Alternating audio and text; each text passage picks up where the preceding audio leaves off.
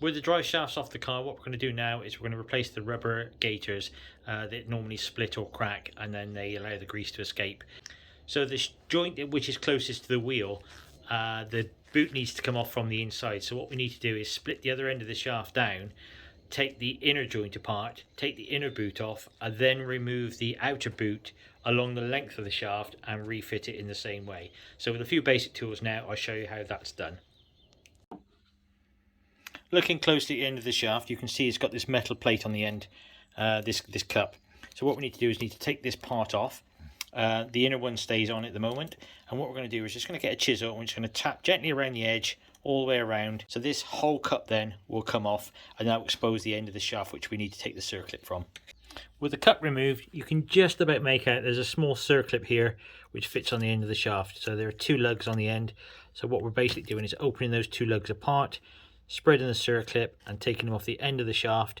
Once we've taken that off there, this cup will then slide off. So the next thing we need to do is disconnect the cup from the gaiter, which is here. So we're going to undo the band here. We're probably going to cut it through with a pair of snips, and then the same with this one here. And then once we've done that, the cup can come away, the gaiter can come off, and then we can expose the end of the shaft. Now we're going to turn the shaft.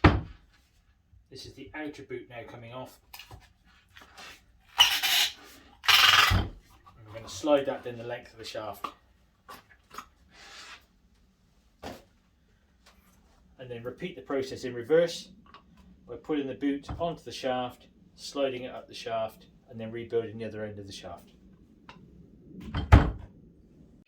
That's one end of the shaft with the boot back on. Now we'll slip the other end on and reassemble the joint.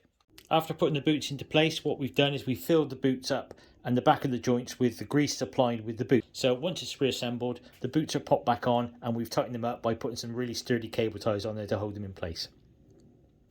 Now to put the cap back on the end, we've got to make sure first of all we don't forget to put the circlip in the end of the drive shaft. That's most important. So with the circlip back in, the end cap can go back on, and I always put the bolts back into the centre of the hub first of all to make sure that all the holes line up when you put the cap back on. So once that cap's back on, I'll just tap it into place now, and the shafts are ready to go back on the car.